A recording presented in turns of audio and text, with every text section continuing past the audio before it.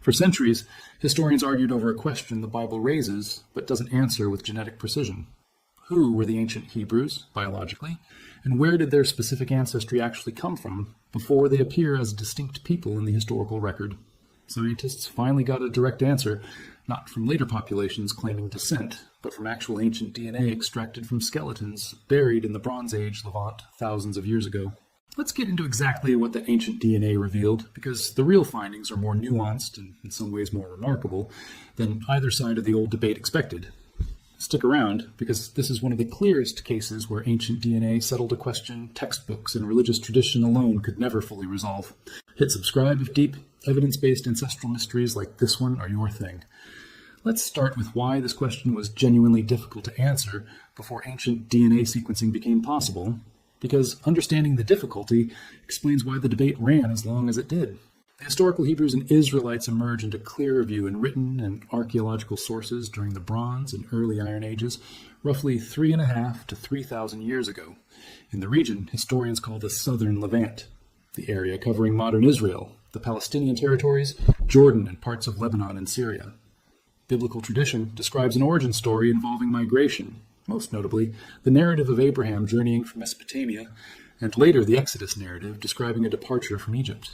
Historians and archaeologists, working only with texts, inscriptions, and material culture, had no independent, biologically direct way to test how much of that origin story reflected literal population movement, how much reflected other historical or literary processes, and how much of the ancestry of the people who came to be called Israelites and Hebrews was, instead, simply continuous with the populations who had already been living in the southern Levant for a very long time before any of these specific historical narratives took shape.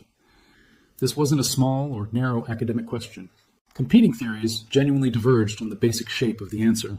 Some scholars emphasize migration narratives literally, treating the ancient Hebrews as arriving from outside the region as a distinct migrating population. Others argue the opposite, proposing that the people who became known as Israelites were, biologically and culturally, substantially continuous with the existing Canaanite populations already living in the southern Levant, with Israelite identity emerging primarily through cultural, religious, and political developments happening in place, rather than through a distinct founding migration. This second view gained considerable traction among archaeologists over the 20th century, particularly as excavations of early Israelite highland settlements revealed material culture, pottery styles, house architecture, and settlement patterns, showing clear continuity with existing Canaanite lowland traditions, rather than the kind of sharp cultural break researchers might expect to find alongside a genuinely distinct incoming migrant population. Archaeological evidence on its own offered support for pieces of both positions without fully resolving the disagreement. Some material culture showed continuity with existing Canaanite settlements, while other evidence pointed towards specific new practices and settlement patterns emerging in the highlands during the relevant period, including a notable and widely discussed absence of pig bones at many early Israelite highland sites, compared to neighboring lowland Canaanite sites. A dietary distinction some researchers have connected to emerging religious and cultural boundaries developing between these communities, even while much of the surrounding material culture remained broadly similar. Other archaeologists have cautioned against reading too much into that specific dietary pattern on its own, noting that pig-keeping practicality varies considerably with terrain and available water resources, regardless of any religious or ethnic distinction, and that highland environments generally supported pig husbandry less easily than the lowlands did for purely practical, non-religious reasons. A genuine scholarly disagreement that, much like the broader migration versus continuity debate itself, archaeology alone couldn't fully settle without additional independent lines of evidence to draw on. Without a way to directly measure the biological ancestry of the actual people involved, the debate remained genuinely unsettled for a very long time, argued from text, inscription, and pottery style, rather than from anything approaching a direct biological answer. The breakthrough came from a large-scale ancient DNA study focused specifically on the Bronze Age southern Levant, sequencing genomes recovered from human remains excavated at multiple significant archaeological sites across the region, including Megiddo, a site of major historical and biblical significance, and Ashkelon, an important ancient port city along the coast. These remains date to the Bronze Age, generally the 2nd millennium BCE, placing them squarely within, and in some cases predating, the period during which the historical Israelites and Hebrews emerge into clearer documentary view, making this ancient DNA a direct biological window into the actual population living in the region during the relevant formative period, rather than an indirect inference drawn from later populations or texts alone. Both of these sites carry real historical weight worth understanding. Megiddo, known in later biblical and apocalyptic tradition by its Greek-derived name Armageddon, was one of the most strategically important cities in the ancient Near East, controlling a critical pass along a major trade and military route connecting Egypt to Mesopotamia, and it has been excavated extensively for over a century, yielding one of the richest and most continuously occupied archaeological sequences anywhere in the region. Ashkelon, meanwhile, was a major coastal port with its own long, continuous history of occupation and trade connections, reaching across the wider Mediterranean and Near Eastern world. Recovering ancient DNA from human remains, excavated at sites this well documented and this extensively studied, gave researchers an unusually strong archaeological and historical context to interpret the genetic findings against, rather than working with genetic data from a poorly understood or minimally excavated site in isolation. Here's what that ancient DNA actually revealed, and it resolves the old either-or debate in a way that neither original position had quite anticipated. The Bronze Age population of the southern Levant, the broader Canaanite culture population that the Hebrews and Israelites would eventually emerge from and alongside, was not a single, unchanging population that had remained in place, unmixed, since deep prehistory. Instead, the ancient genomes revealed a population formed through a real, datable admixture event, a mixture of an earlier, local Levantine Neolithic population that had already been established in the region for thousands of years, combined with a substantial genetic contribution from populations migrating in from further east, genetically linked to the Chalcolithic populations of the Zagros Mountains region and the wider Caucasus, an area spanning parts of modern Iran, Iraq, and the Caucasus republics. Researchers were able to identify and date this admixture event with real statistical precision using the same fundamental method applied throughout modern population genetics, comparing the specific patterns of shared and distinct genetic variation across the Bronze Age Levantine genomes against reference genomes representing the earlier local Levantine Neolithic population on one side, and reference genomes representing Chalcolithic Zagros and Caucasus populations on the other, then using the length and pattern of specific shared genetic segments to estimate roughly when the mixing between these two ancestral sources actually occurred. This eastern genetic contribution appears to have entered the southern Levantine population sometime around the mid-3rd millennium BCE, roughly 4,500 years ago, predating the emergence of the historical Israelites as a clearly identifiable group by many centuries. In other words, the Bronze Age Canaanite population that historical Israelites and Hebrews would eventually emerge from was already, by the time those distinct historical identities appear in the documentary record, a genuinely mixed population.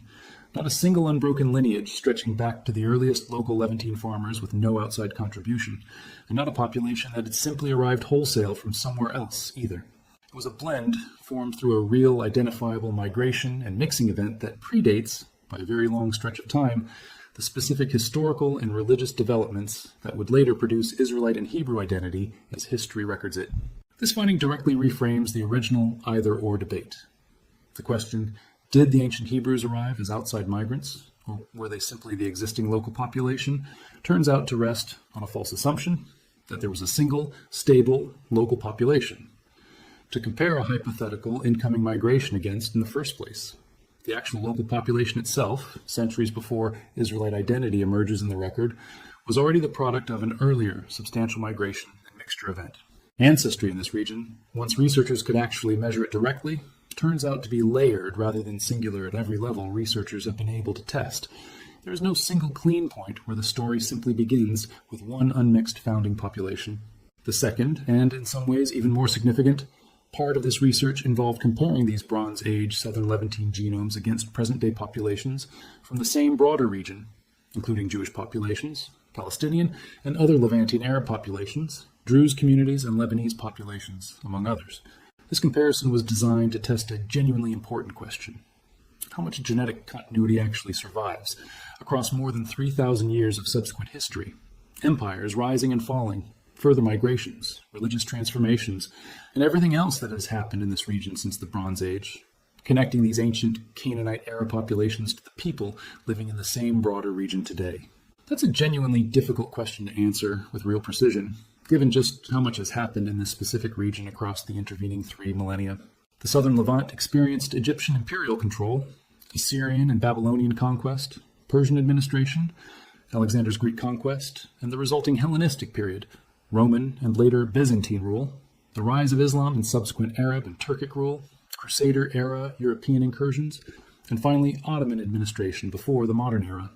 An extraordinarily dense sequence of political transformation, each phase bringing its own degree of population movement, administrative change, and cultural transformation.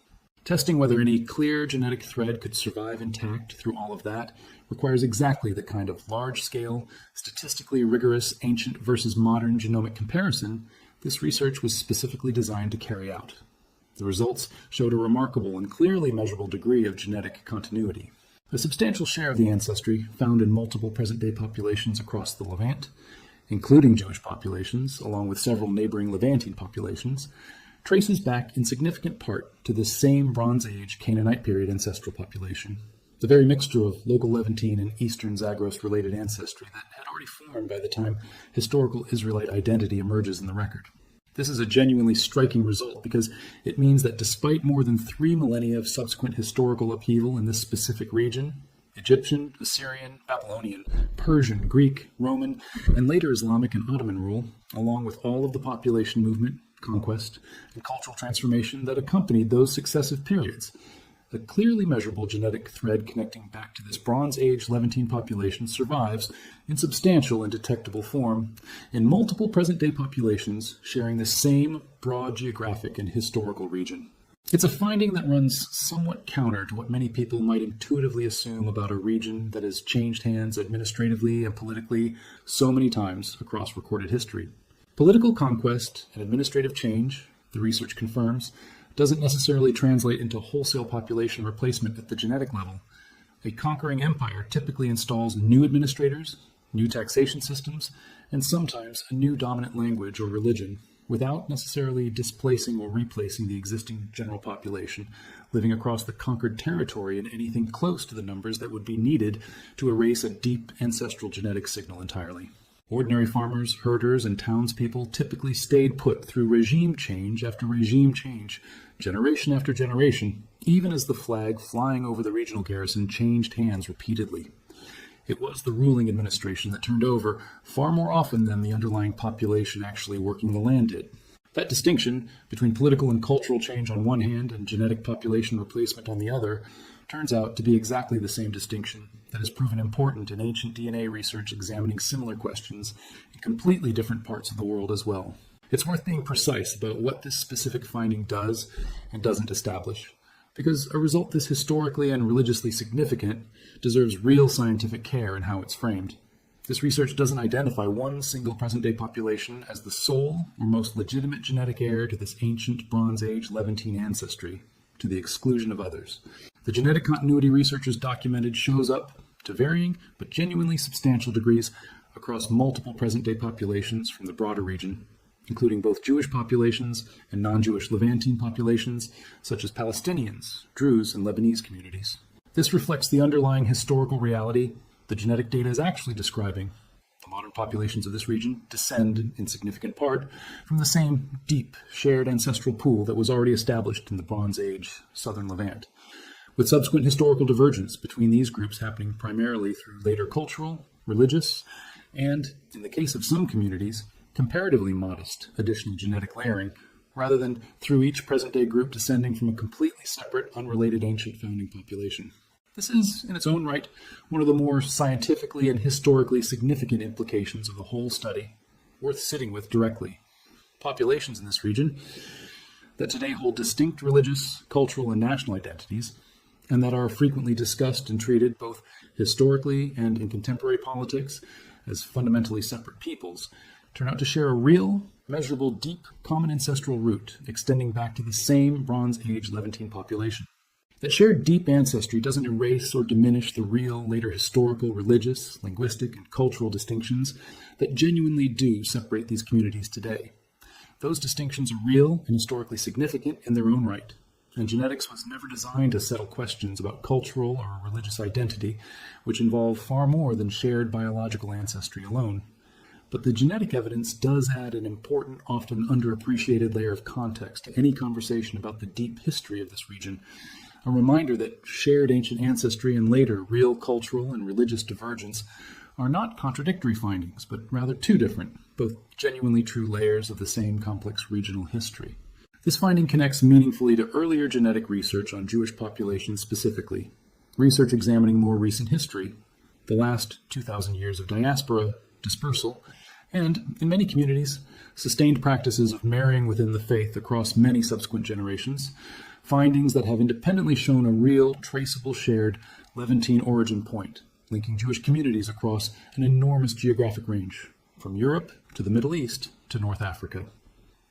That earlier body of research, built primarily on comparing modern Jewish communities against each other and against their regional non-Jewish neighbors, had already established a real, statistically robust, shared Levantine origin point for diaspora Jewish communities, without directly sequencing ancient DNA from the Bronze Age Levant itself.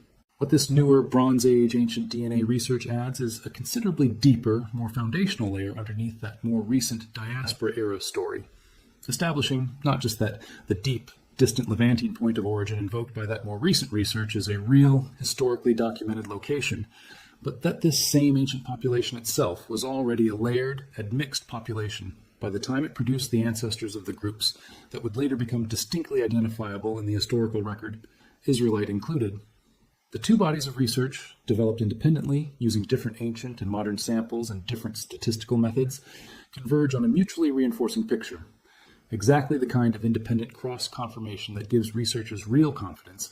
The overall picture reflects genuine historical reality rather than an artifact of any single study's specific methodology or sample set.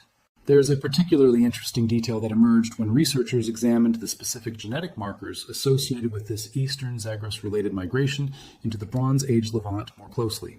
The timing and pattern of this admixture event lines up with a broader, independently documented pattern of population movement across the wider ancient Near East during the 3rd millennium BCE, a period that saw significant migration and mixing across a wide swath of territory stretching from the Zagros Mountains in Mesopotamia westward toward the Mediterranean coast, likely connected to expanding trade networks, changing agricultural and pastoral practices, and the broader political and economic transformations associated with the rise of early Bronze Age urban centers across this region.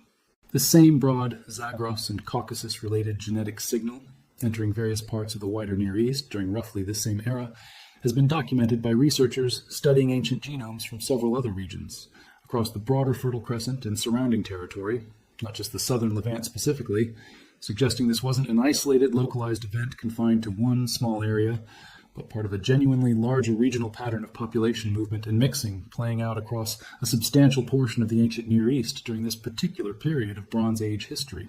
The southern Levant, positioned as it is at a genuine geographic crossroads connecting Africa, Asia, and the wider Mediterranean world, appears to have been swept up in this same broader wave of regional population movement and mixing, well before any of the specific historical events later recorded in biblical or other ancient Near Eastern textual sources took place.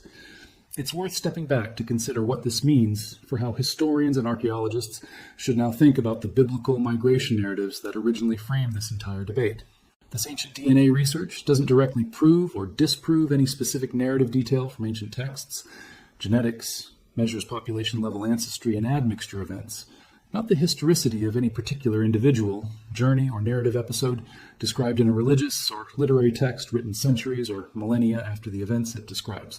What the genetic evidence does establish is a real, independently dated population, migration and mixture event from the direction of the Zagros and Caucasus region into the southern Levant, occurring during roughly the right broad era that later textual traditions place at least some ancestral movement into the region.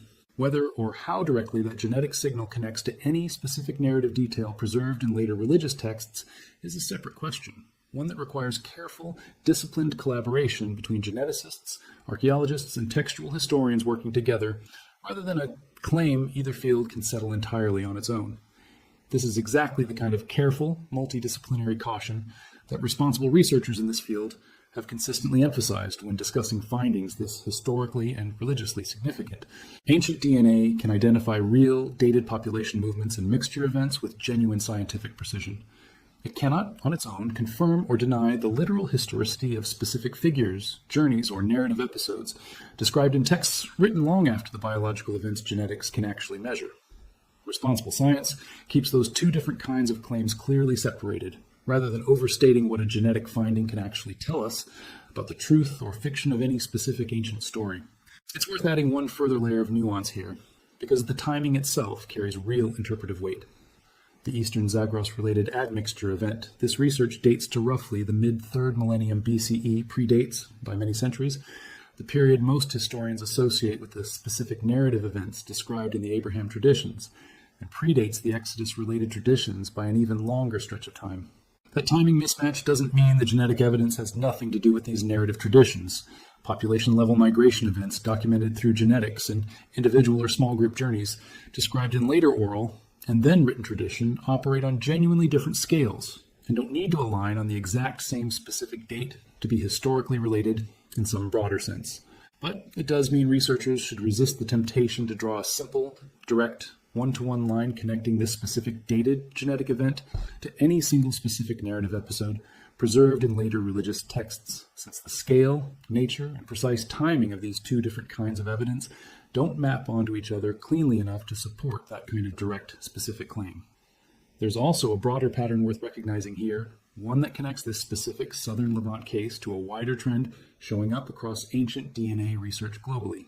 Populations that once appeared from the outside and from later historical narrative alone to represent single clean points of ethnic or ancestral origin keep turning out once ancient genomes become available to test the question directly, to be considerably more layered and admixed than earlier assumptions suggested.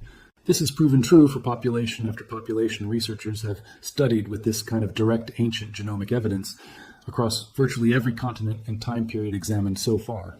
From the Bronze Age population turnovers documented across Bronze Age Britain and Ireland, to layered ancestral populations identified in ancient Egypt, to the deep, multi-source ancestry now documented in ancient North Africa. The Bronze Age Southern Levant fits this same well-established pattern precisely. A population once discussed in simplified either-or terms by historians working without direct genetic evidence, revealed through actual ancient DNA to be a genuinely layered population formed through real, datable migration and admixture, considerably more historically complex and, in its own way, more interesting than either side of the older debate had fully anticipated. It is also important to recognize the scientific and methodological challenges involved in producing research of this scale, because the final conclusions rest on years of technical work that often remains invisible once the results are published.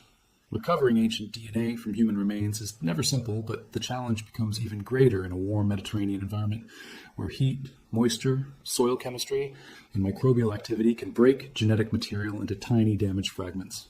The Southern Levant offered a far less forgiving environment, so researchers had to use methods designed for highly degraded material. Even when archaeologists recover dozens of skeletons from a burial site, only a small number may still contain enough usable DNA to produce a reliable genome. Researchers must first screen each sample, often testing material from teeth or dense parts of the skull, because these can preserve DNA better than many other bones. Every step must be carried out under strict cleanroom conditions to reduce contamination from modern human DNA. This screening process can take months or years. Some samples yield fragments too incomplete for confident analysis. Researchers compare the surviving fragments with ancient and modern reference populations, while also checking damage patterns that help confirm the DNA is truly old. Only after enough genomes have been recovered can scientists begin making claims about a population rather than about one person. That distinction matters. One ancient individual can reveal something valuable, but one person cannot represent an entire society. The broader picture of Bronze Age Levantine ancestry became convincing because it was built from multiple individuals recovered from several archaeological sites. When similar genetic patterns appeared across separate burials, locations, and time periods, the evidence became much stronger. The argument does not rest on one dramatic skeleton or one unusual genome. Research of this kind also depends on close collaboration between geneticists and archaeologists. DNA alone cannot explain a human life without archaeological context. Researchers need to know where the remains were found, how the person was buried, what objects were nearby, and whether the grave had been disturbed. Accurate dating is equally important, because even a strong genetic result can be misunderstood if a skeleton is assigned to the wrong period. Site records, burial architecture, pottery, and radiocarbon dates help place each genome into the correct historical setting. When the evidence is viewed as a whole, it offers a satisfying resolution to a debate that once appeared impossible to settle. The ancient Hebrews and Israelites did not emerge from one completely unmixed population that had remained biologically isolated in the southern Levant since deep prehistory. At the same time, they were not simply a foreign population that arrived suddenly and replaced an unrelated local people. The genetic picture points toward a more layered process. The Bronze Age population of the southern Levant from which Israelite and Hebrew identity would later develop alongside neighboring Canaanite communities, was already genetically mixed.